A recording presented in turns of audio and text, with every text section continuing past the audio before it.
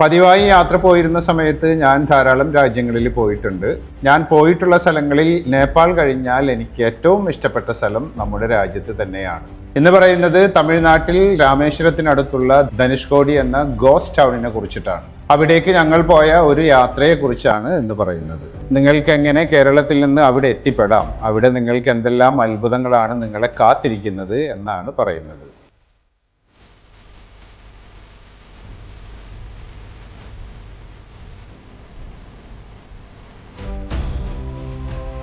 റോഡുകൾ അവസാനിക്കുന്ന ഒരിടമുണ്ട് ഇന്ത്യയിൽ.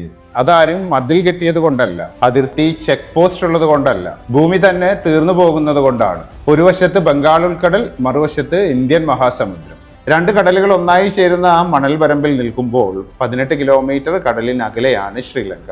ഇതാണ് ധനുഷ്കോടി, ഇന്ത്യയുടെ അവസാന ബിന്ദു. പക്ഷേ ഇവിടെ ഇപ്പോൾ അധികം ആളുകൾ ജീവിക്കുന്നില്ല, വളരെ കുറച്ച് ആളുകൾ മാത്രം. കൂടുതലും ടൂറിസ്റ്റുകളാണ് ഇവിടെ വന്നു പോകുന്നത്.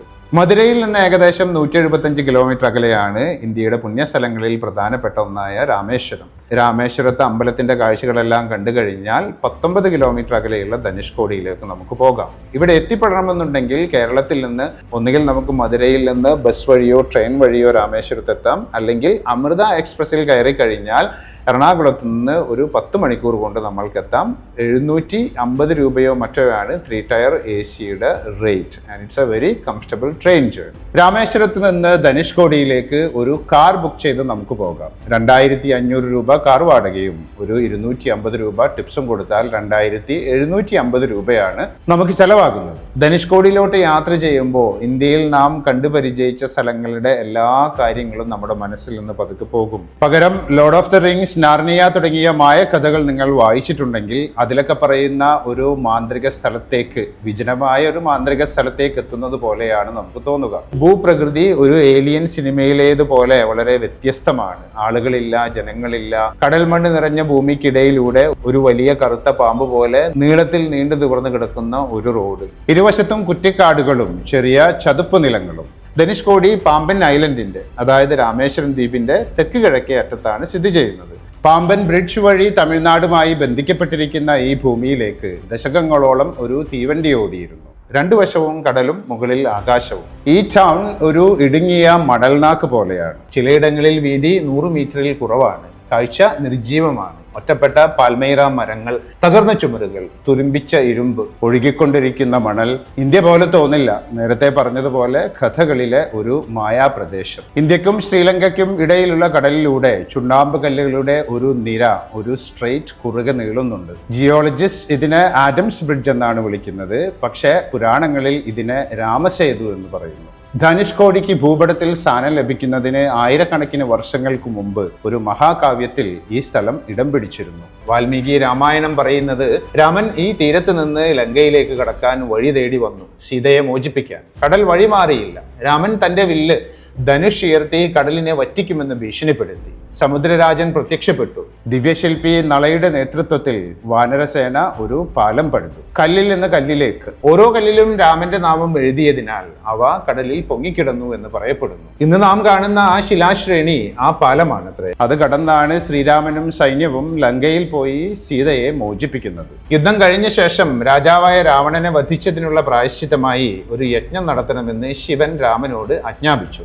അതിനൊരു ശിവലിംഗം വേണം. ഹനുമാനെ കൈലാസത്തിലേക്ക് അയച്ചു ഒരു ശിവലിംഗം കൊണ്ടുവരാൻ. ഹനുമാൻ പോയി. പക്ഷേ യജ്ഞമുഹൂർത്തം അടുത്തിട്ടും ഹനുമാൻ തിരിച്ചെത്തിയില്ല. അപ്പോൾ സീത ഈ തീരത്തെ മണൽ കൊണ്ട് ഒരു ശിവലിംഗം ഉണ്ടാക്കി. യജ്ഞം നടന്നു. ഹനുമാൻ കൈലാസലിംഗവുമായി തിരിച്ചെത്തിയപ്പോൾ യജ്ഞം കഴിഞ്ഞതുകൊണ്ട് ഹനുമാന് ദുഃഖമുണ്ടായി. രാമനൊരു വാഗ്ദാനം ചെയ്തു, നിന്റെ ലിംഗം ഞാൻ കവാടത്തിൽ സ്ഥാപിക്കും. ഇനി ഇവിടെ വരുന്ന എല്ലാ തീർത്ഥാടകരും ആദ്യം നിന്റെ ലിംഗം ദർശിച്ചതിന് ശേഷം മാത്രമേ അകത്തേക്ക് കടക്കൂ. ഇന്നും രാമേശ്വരത്തെ രാമനാഥസ്വാമി ടെമ്പിളിന്റെ കവാടത്തിൽ ആ ഹനുമാൻ ലിംഗമുണ്ട്. ഇത് ഐതിഹ്യമായി വായിച്ചാലും ഭക്തിയായി അനുഭവിച്ചാലും ഈ ഭൂമിയുടെ ഭാരം നിങ്ങൾക്ക് അനുഭവപ്പെടും. നിങ്ങൾ ഇന്ത്യയിൽ സന്ദർശിച്ചിട്ടുള്ള ഒരു സ്ഥലവുമായി യാതൊരു തരത്തിലുള്ള സാമ്യവുമില്ലാത്ത ഭൂമികയാണ് ധനുഷ്കോടി. ധനുഷ്കോടിയിലേക്കുള്ള വഴിയിൽ ഭൂമി ഇടുങ്ങി ഒരു ബിന്ദുവാകുന്നതിന് ഒരല്പം മുമ്പ് ഒരു ക്ഷേത്രം കാണും. 3 വശവും കടൽ ചൂഴ്ന്ന ഒരു ഉയർന്ന ഭൂമിയിൽ. ഇവിടെ രാമൻ, ലക്ഷ്മണൻ, സീത, ഹനുമാൻ, വിഭീഷണൻ എന്നിവരുടെ വിഗ്രഹങ്ങളുണ്ട്. രാവണന്റെ സ്വന്തം സഹോദരൻ വിഭീഷണൻ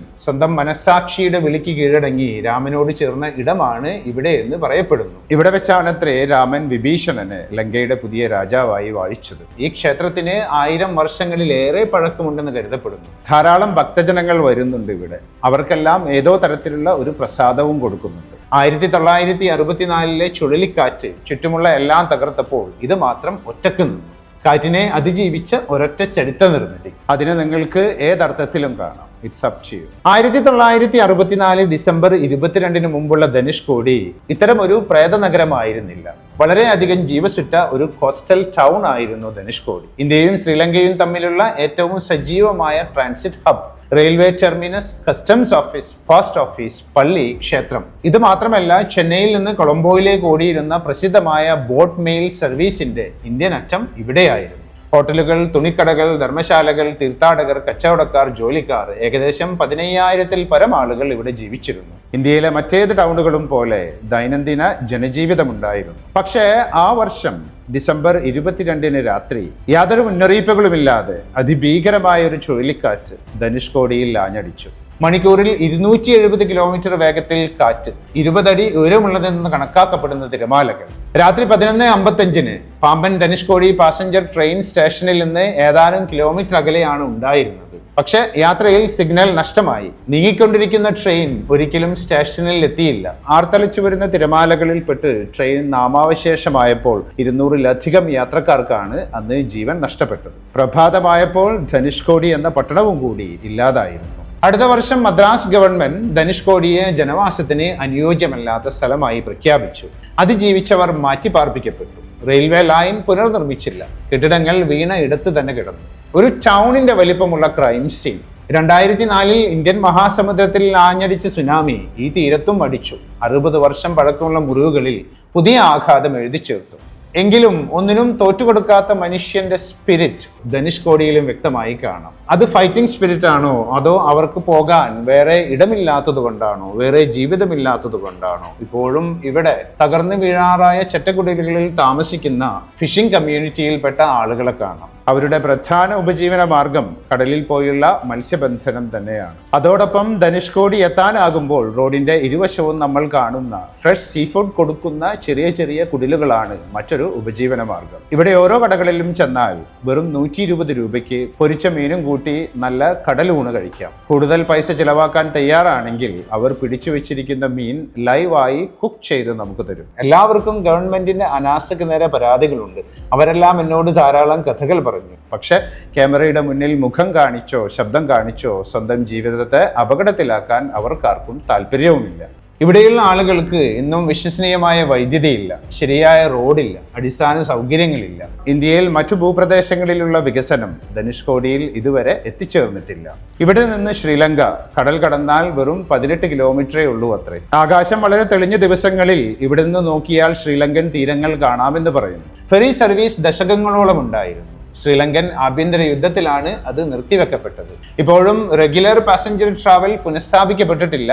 ആ ഉദ്ദേശം ചർച്ചയിലുണ്ട്. പക്ഷെ ശ്രീലങ്കയിലേക്ക് പോകണമെങ്കിൽ ഒഫീഷ്യൽ ചാനൽസ് ഉണ്ട്. വിസയും പാസും എല്ലാം എടുത്ത് വർഷത്തിൽ ഒരു പ്രാവശ്യം 20 ദിവസമോ മറ്റോ തലൈമന്നാറിലോ മറ്റോ ഉള്ള ഒരു അമ്പലത്തിലെ ഉത്സവത്തിന് ഇന്ത്യയിൽ നിന്ന് ആളുകൾക്ക് പോകാൻ അനുമതിയുണ്ടത്രേ. പക്ഷെ ആ ടൗൺ വിട്ട് പുറത്തേക്ക് പോകാൻ പാടില്ല. ആ ഉത്സവത്തിൽ പങ്കെടുത്തതിന് ശേഷം തിരിച്ച് ഇന്ത്യയിലേക്ക് തന്നെ വരണമത്രേ. ഇവിടെ നിന്ന് കടലിനെ കാണുമ്പോൾ ഒരു കാര്യമാണ് മനസ്സിലാകുന്നത്. ധനുഷ്കോടി ഒന്നിൻ്റെയും അവസാനമല്ല, മറ്റു പല കാര്യങ്ങളുടെയും ആരംഭമായിരുന്നു. രാമന്റെ സൈന്യത്തിന്, കച്ചവടക്കാർക്ക്, തീർത്ഥാടകർക്ക്, സാധാരണ മനുഷ്യർക്ക് കടൽ ആ നഗരത്തെ എടുത്തു കഴിഞ്ഞു. ഇന്ന് ധനുഷ്കോടിയെ സജീവമായി നിർത്തുന്നത് ബൈക്കുകളിലും കാറുകളിലും ബസ്സുകളിലും വന്ന് ഇന്ത്യയുടെ ഒരറ്റത്ത് വന്ന് സെൽഫി എടുക്കാൻ വരുന്ന ടൂറിസ്റ്റുകളാണ്. ധനുഷ്കോടിയിലേക്ക് വന്ന് ആ അറ്റത്ത് നിന്ന് ഒരു വശം ശാന്തവും മറുവശം പ്രക്ഷുബ്ധവുമായ കടലുകൾ സംഗമിക്കുന്ന ഈ സ്ഥലത്ത് നിൽക്കുമ്പോഴാണ് നിങ്ങൾക്ക് മനസ്സിലാകുക ലോകത്ത് എന്തെല്ലാം അത്ഭുതങ്ങളാണ്, എന്തെല്ലാം ജിയോഗ്രഫിക്കൽ മാർവൽസ് ആണ് നമ്മളെ കാത്തിരിക്കുന്നതെന്ന്. സ്വന്തം നാടുകളിലെ കലുങ്കുകളിലും അടച്ചിട്ടിരിക്കുന്ന ഓഫീസ് മുറികളിലും സ്വന്തം വീടിന്റെ സുരക്ഷിതത്വത്തിലും ജീവിതത്തെ തളച്ചിടാതെ ഇടക്കൊക്കെ യാത്ര പോകുക. അങ്ങനെ യാത്ര പോകുന്നവർക്ക് 2 ദിവസം ചിലവഴിക്കാൻ വളരെ പറ്റിയ ഇടമാണ് ധനുഷ്കോടിയും രാമേശ്വരവും. നിങ്ങളും പോയിട്ട് വരിക. നിങ്ങൾക്ക് എന്താണ് തോന്നുന്നത് അത് എന്നോട് പറയുക. പോയിട്ടുള്ളവർ അവരുടെ അനുഭവം ഇവിടെ കമന്റ് ബോക്സിൽ രേഖപ്പെടുത്തുക.